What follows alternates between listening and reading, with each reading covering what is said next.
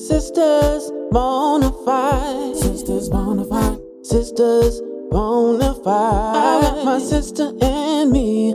So, hello everyone. We are here with another episode of Social Media Sisters. And of course, we have my lovely partner, Ebony, and our wonderful and beautiful and amazing and everything guest, Tiffany, aka Faye's mama. So we are here with a very important video, kind of like aligning with just bringing awareness to like the day-to-day struggles, and then just Tiffany's journey with dealing with a medical condition that she is now trying to readjust her life with and trying to like navigate this new life she has to live with this diagnosis she has gotten of having multiple sclerosis. So we would like to introduce you, Tiff, and we would like you to just give a little bit of insight of yourself and who you are and your diagnosis and what that has brought to you so far. Well, thank you for having me. It's an absolute pleasure, and I'm a huge fan because I watch it in my kitchen. I carry my huge TV, and I plot it on a chair so I can watch it at night. My daughter sings the song all the time. Thank you. I am newly diagnosed. I am 2 years in now as of January 25th. Multiple sclerosis was something I had no idea what it was, or what it entailed, what to expect. You know, the first thing you think is like, am I going to be alive? Is this going to hinder me in any way? I'm a single mom. I have to get things done. So from what I understand, it's a disease that unfortunately right now it's not curable, but manageable as long as you do the right things. And it's basically your body immune system is fighting against itself. It can wreak havoc if not caught immediately, of course, which a lot of people do go undiagnosed for a very long time. If I wasn't so proactive and having such a good support system pushing me to fight for myself, I could have went down the wrong road because I went through so many turnaways from doctors and hospital visits where you would think that they would do more, but they didn't. You know, it was one of those things that you're a young, healthy woman. This is anxiety. Take a break, take a breather, zen out, and you should be fine. And after I think maybe 2 months or so of me kind of falling down the rabbit hole, I was like, there is something really not right, and I need more help. I originally, became a manager 2 years ago, and putting a lot of hours into work, and I'm one of those workhorses. I remember standing at my desk one day and my stomach started going numb, and I'm just like, This is an odd sensation. Maybe it's nothing. So I ignored it for a couple of days, and then it started spreading across the entire stomach. And then you know how it is. You Google these things, and immediately comes up, you got like cancer and possible death, like all the bad things. So I'm like, maybe I should get on the phone, call a doctor, see what I should do. She again said, maybe it's just stress. Wait another week. If in a week you still feel it, call me back. In a week, still was there, but it became such a norm for me, I ignored it. I kept working, and then it starts heading closer to December, and I started losing my hearing out of my left ear. Wow. So I'm like, this is now weird that my stomach is numb, I'm losing my hearing. Maybe it's an ear infection. I don't recall what they feel like. There was no pain. Right. And then I said, let me go to urgent care. I remember going in, explaining to them what I was feeling. They disregarded the entire numbing portion of it. They said, with your ear, it's a possible ear infection, looks a little red. We'll give you antibiotics. Come see us in a week. I take the full week's worth of antibiotics and still nothing happens. My ear is still full. I'm like, okay, there's something really wrong. My equilibrium started to go. I started falling a lot. Like My eyes that normally look bright and bubbly and happy, they didn't look like that. They had like a look like when you have fever and it's like watery and red and you just look really drained. And for the first time, my boss, you know, came up to me and he was like, you don't look good. Maybe you should go home. I think it was a Friday night. And I only remember because Friday nights were my mom nights at those times. So I would go have a cup of tea and a bowl of French fries and just night. Instead, I go to Methodist Hospital. I stood 4 hours and I wasn't seen. So I was like, I need to go home. It's late, I'm tired. I'll check in tomorrow. I go home, I wake up the next day, I'm still falling all over the place, still not hearing in my left side. And then I go to Lutheran. But the testing that they did wasn't, let's get her for an MRI, a CAT scan. It was touch your nose, walk to me, walk away. And he's like, no, you walk fine, you're fine. You know, this has to be stress. You are so healthy, don't worry about it. I at this point, I'm frustrated, but then I'm like, he's a doctor, he has to know, right? Like he would tell me if something's wrong with me, he would know that I need this emergency MRI or anything like that. I didn't get that. So I said, okay, I'm gonna wash my hands of it. I remember going back to work that week and I still wasn't feeling right. And then I made a third trip to the hospital and they reacted the same way. And I said, you know what, PCP, I'm gonna go to my primary care, get some blood work done, ask her in person what's going on. And I remember going to her and she did my blood work. That came back. My white blood cells were a little bit high. And to my memory, it was, they often say it's like you have an infection in your body, you know? So she passed it off like maybe it was the ear infection, you know? So I'm like, all right, no problem. She's like, for Pete's sake, we'll send you to a neurologist. So I'm like, okay, perfect. I make this appointment and same thing. Touch your nose, walk to me, walk back. You're fine. There's nothing wrong with you. You're a healthy young lady. You're probably just overworked, overtired. Rest a little bit. It's going to be gone before you know it. And at this point, it's like 4 or 5 weeks in. She was very passive and very like, you're fine. Like, just go home, you're fine. And I broke down in her office and I start crying. And I'm like, I am a single mom. We are home together alone. There is something wrong. There is clearly something wrong. You're telling me there's nothing wrong, but I feel it. I can't feel my stomach. You know, at this point, the numbness has completely split my entire body. And I'm like, am I having a stroke? Am I mid-heart attack? And I literally, if you take a pen and draw directly down the center, this half was numb now. So not hearing on this side, not feeling on this side, equilibrium all off, you're like, you have to do something. So she said, I'll order an MRI. It's gonna show nothing. Don't worry about it. Yeah, so this is my dilemma. So a couple of days later, I get denied for an MRI. And when I look at her reports, she was just like, oh, minor ear pain. Like what she wrote down obviously wasn't going to be something that an MRI or an MRI, right? And I remember getting on the phone with her and I'm like, we have to do something. Like at this point now, my mouth got numb. My tongue was numb, my mouth was numb.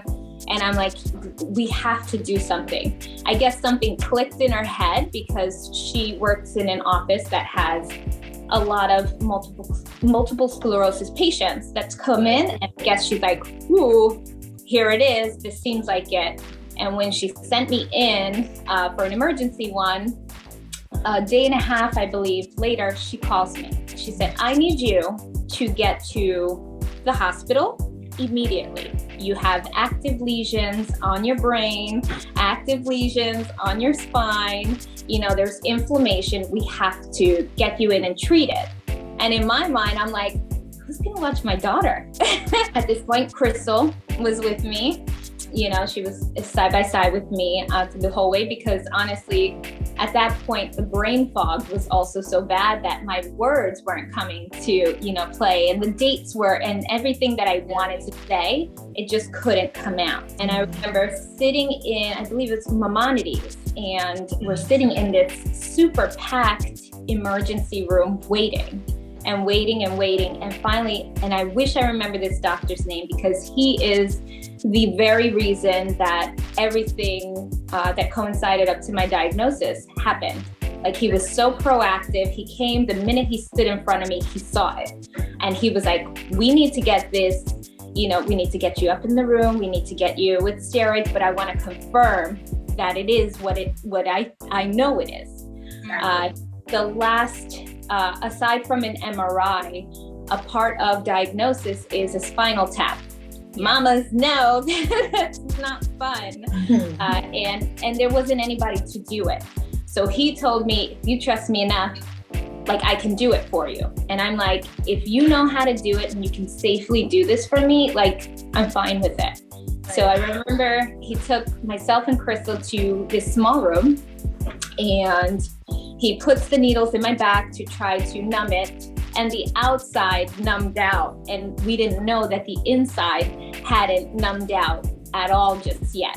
So when he stuck that spinal, I felt every inch of the needle past that skin point. So Crystal's holding me, and I remember, and I'm shaking, and he's apologizing, and there's so much inflammation within my spine that there was no room for this needle to get in the center of those areas to get the liquid out. And he had to keep spinning the needle to even get the slightest bit of liquid out in this bottle. And once he saw the liquid, it was like a foggy white. He's like, it's definitely what it is. Because they say the cloudy fluid is what shows. You have inflammation within your spine, it just shows, Right. And that started my 5-day process in the hospital of steroids. I remember that morning and waking up and having that doctor come in, and I think it was his last few days working with Maimonides. And I was like, it's so sad to know that you're going, because of you, because of you listening to me and actually looking at me and seeing that there's something not right, not looking at me like this is a young woman who looks healthy, who's physically active, that there's nothing wrong with you, and that becomes frustrating too, because it's like, I do take care of myself, and I did take care of myself, and I did eat well, and I did all the things in my mind that I was supposed to do for myself. And then they got sprinkled with some multiple sclerosis, and I'm like, what the heck? Yeah. So oh my gosh. It was definitely one of those things where you have to remember to listen to your body, because your body is going to tell you what's wrong. First of all, that your entire story is just so inspiring, and it's just one of those situations where you have to really listen to the person that's going through it in order for you to really understand, because you can do your research online, and it's a very it's general, like, it's not, to me it's not as personalized as like listening to what you've gone through. I was thinking a lot about how a lot of doctors tend to gaslight patients into thinking that that they're fine and nothing's wrong, and that's not right. And it's really unfortunate that we put our lives and our trust into these medical professionals, and they're not all of them anyway, that have our best interests at heart. But I'm happy and proud that you took the initiative and said, look, I'm going to put my health first, and I'm not going to stop at the first no. Something's not right with me. I know that something's wrong, and I'm going to keep pushing until I get the answers that I need to get in order for me to not only take care of myself, but to be here for my child. Like, that's the most important thing. It makes you really think about like how many people go through these types of things and experience these types of symptoms and get brushed off. And that's why advocating for yourself is so important as well, and this is the perfect scenario. And I think Eb has experienced it, and so have I. Like, just because they're doctors doesn't mean that they have the answer for you. And so I just commend you for keeping on. You know what I'm saying? Right. It's so important. And like I get it. And I feel like too, like, and Ebony knows this because she's my little voice that tells me go take care of yourself. But as moms, it's like we can be feeling crashed down to the ground. And even still, like, the thought is like, what am I gonna do? How am I gonna do this? What is this going to mean for my child? And you know, it's like, it's so important. And I feel you on this, like, you know, because we have to get ourselves right so that we can take care of them. It's like, okay, we have to do all of these things for them, but if we're not well, long term, what is that going to mean? You know, and it's like, whew, it pulls at the strings, girl. Yes, it does. And I think I'm just gonna say it, like, as women, you're a single mother.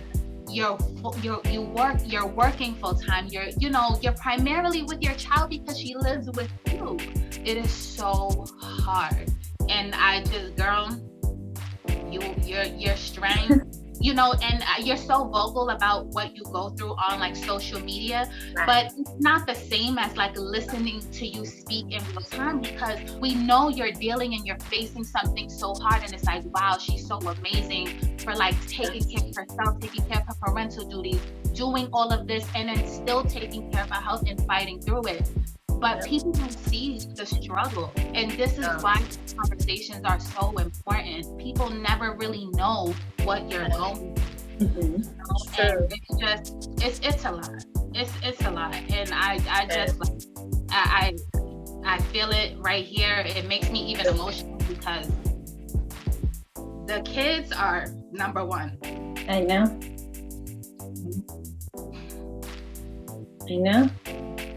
The hardest part is understanding, right, that I now have limitations, right? You don't make me cry. My mascara is not waterproof. I do it enough. It's okay. No, I completely get it.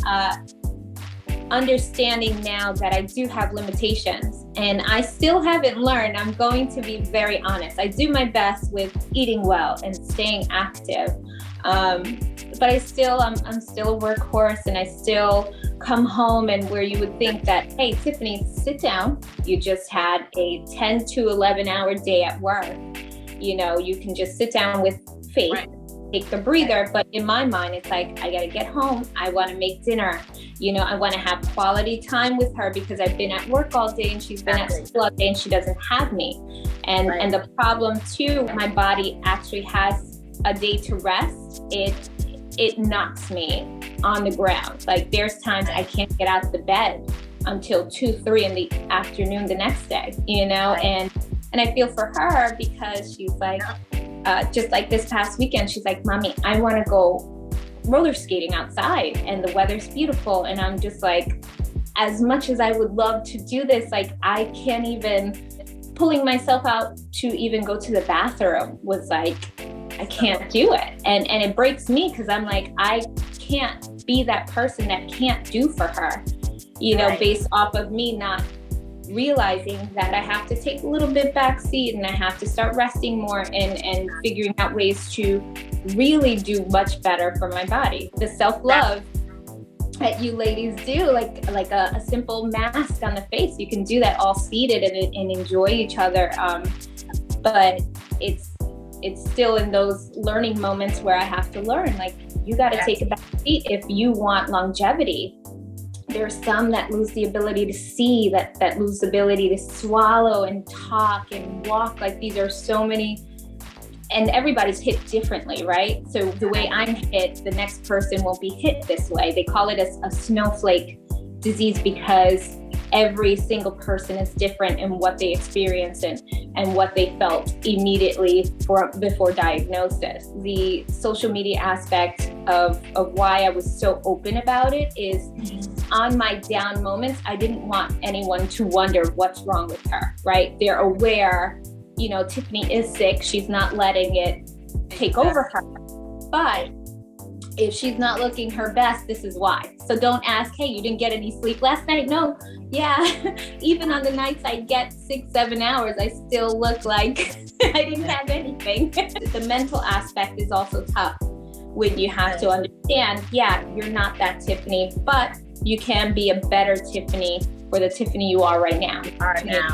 And accept it. And I have to accept it. This is me. This is going to be with me for as long as I'm around, you know, God willing. The treatments don't cure me. It just alleviates anything further.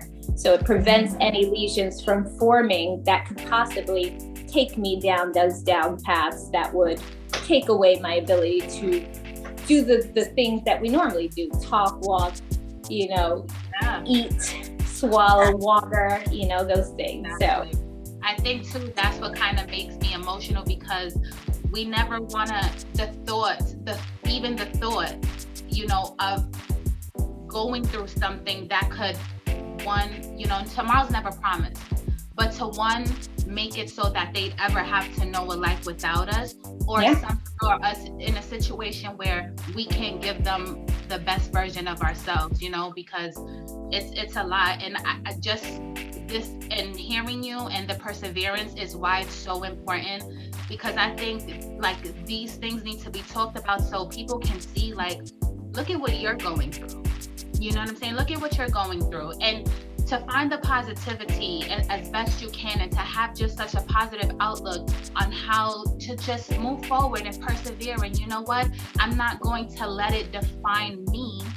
You know, it's hard. It's a lot to work through, but you're not feeling sorry for yourself. But just to kind of like switch gears, because I'm so interested to know, like, what lifestyle changes have you had to make, and have you seen that some work better than others, or you know, maybe like the biggest thing that's impacting you in terms of, you know, changes?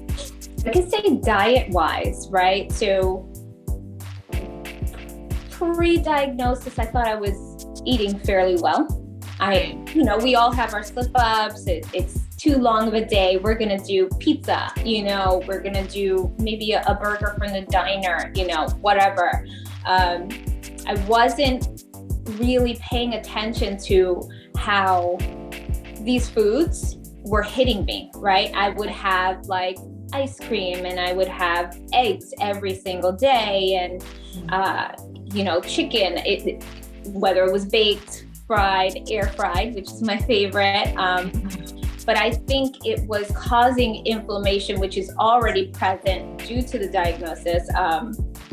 And I made a huge switch back in December of 2021, and I stopped all dairy. I stopped as much sugars as possible, except for natural sugars. So no more sweets like I used to, no more enjoying a nice Ben & Jerry's. I had a really wonderful woman from my job come to me and speak to me about something, a book called Medical Medium. And if you haven't seen him yet, look him up online. He's on Instagram, and he's absolutely amazing. And he focuses on the individuals that are suffering from autoimmune diseases and PCOS and like so many things. And they say when you nurture your body from the inside out, you make a huge difference. Now, something where I was so lethargic by 2-3 o'clock at work, now without those things in my diet, I'm wide awake. I felt better. The brain fog isn't as bad. You know, the bloat is gone. So removing these little things from my diet has made such a huge difference. And you know, I'm trying to continue to venture down ginger shots every morning. I tried celery juice, which is harsh, but they say when you clean your liver that it'll help you. So I cheat a little bit, put a little green apple just to sweeten it up. But I want to see what the difference would be when I like 110% put effort into cleaning it all up, you know, and as far as physical activity, where I used to do 2-hour workouts and be ready for more, I know I can't do it. Midway through my workout, I get something called, if I'm saying it wrong, I apologize, pseudo-exacerbation.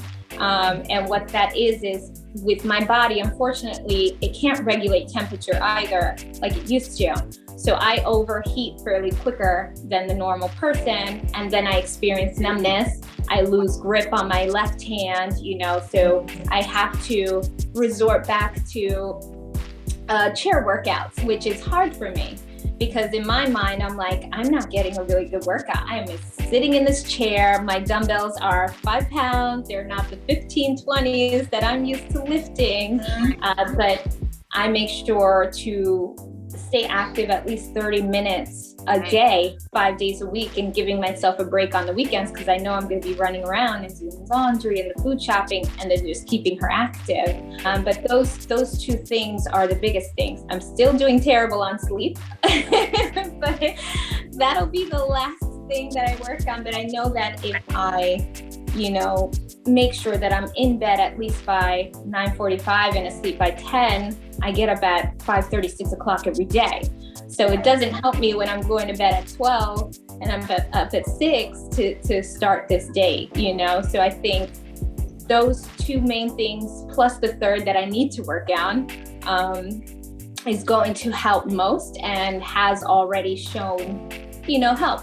That it helped, and receiving my recent MRIs and everything went great, knock on wood, and I'd like to think it's based off of, eating properly and doing the right things that I need to do and staying in a positive mindset, because I do know, I know many people that have way worse illnesses than me, and I remember the day of diagnosis, not to backtrack too much, but I remember feeling this sense of calm to know, okay, this is the answer. I have multiple sclerosis. It's not a brain tumor. It's not deadly. It is debilitating, yes, but you can prolong how quick it can take a turn by making the proper choices. And that's what I want to make sure I do, because I'm Faith's mom. Right.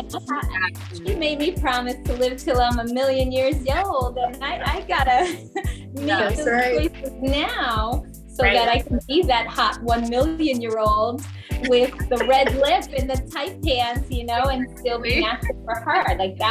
And then in me doing it, it's going to show her, because they say it's more common in women than men, which is odd, and they said not to alarm me, but when Faith gets older, just to be mindful, because it can be within the family. Not that anybody in my family ever had something like this, but just to be mindful. And I want her to know, as long as you take care of the body you have right now, we can enjoy cookies. Yeah, we can enjoy a little bit of treats and cakes and ice cream. I'm not going to deny you that, but you also have to squeeze in the apple, squeeze in the broccoli, squeeze in those good things so that you can make sure down the road your body is not going to, go against you, Exactly. Most definitely, Tiffany. And I think one of the things, as you were speaking, that stood out to me the most is, for example, when you were talking about not being able to grip your hands, or feeling numbness, or when you said that when you used to do burpees you could do them and then now you can't. To me, the most powerful thing about this is that these are part of everyday life things. These are things that people who don't have a disease like this would do normally and not think much of it. It's just a normal part of life. So when something like this happens, such a traumatic thing like this happens, and when someone's health is just a lot of those normal everyday things that you would normally do get impacted, it's oh my goodness, it kind of puts life into perspective that from one day to the next anything can change, but it doesn't mean that that you have to be knocked down from it. And I think that you are the epitome of that. I did have one question for you, Tiffany, and I think just kind of comparing back to, before your diagnosis, what would be your message to younger Tiffany pre-diagnosis? Oh, I think I would tell her to set a boundary for herself. I for as long as I remember, I know that I would ward off stress just by tucking it under and occupying myself with other things, right? And not taking a back seat. So I would tell her to take a back seat, take a breather, process everything that's going on for you, and then make better decisions for yourself, you know. I think that's what I would definitely tell her. Right. Right. It's true, and it's like sometimes it takes us to go through these things to realize, like, you know, some of the habits that we had, and, you know, taking it easy, and you know, paying more attention to ourselves, and then realizing, like, you know, sometimes it's just the way our minds work. Like, even with me, it's like I know if I'm feeling something, my thought is always like, okay, but I don't want to not be here with my child. Just want to also just really quick touch on the fact that of what you said in telling Faith now, and teaching her how important it is for her to take care of her body. That's so important. And I think that that's something, you know, we talk a lot about like generational curses and stigmas and all these kinds of things. And I listen, I believe so wholeheartedly in like teaching them and kind of molding them with that mind frame from now. Like you said, not denying them, but ingraining in their brains, like, okay, it's about, you know, it's about leveling, and it's about just, you know, I don't have to deny myself, but I have to make good choices. And what happens with my body now will ultimately impact my body as my older self, you know? So I think that might be a whole conversation in itself. And also the fact that we lead by example for them. Ev and I, we talk about, like, we don't know how much these videos will actually impact people, and we don't know how long that will take. But I really believe, like, these types of conversations and your story, like, I know, even if it's one person, even if it's someone sitting back right now feeling the same thing, and, you know, thinking it's nothing, or getting told that it's nothing, you know, it's going to help somebody. And just in general, like, let's just be real, like, just the overall woman, like, just being a powerful woman, it's just inspiring. We appreciate you, and thank you for supporting us. Yes, Tiffany. Thank you for putting up these relatable things, you know, because I don't think people really put these videos up with the idea, like, let me be relatable, let me put things up that people actually are going through, that they can watch this and say, oh, maybe I can take what they say that they do to themselves, and I can do it too. You guys are real people doing real things and sharing real experiences. So it's wonderful to have relatable, real women, strong women doing things for themselves, helping out so many. You know, it's amazing to have you guys on there, have you on the platform. Thank you so much. We're so excited to have been blessed with another amazing episode of Social Media Sisters. We just want to remind everybody who's watching, don't forget to like, comment, subscribe, and please subscribe and hit that notification bell. Bing. It's official. Don't forget to like, comment, subscribe, and hit the notification bell. Ding. Sistas Bonafide.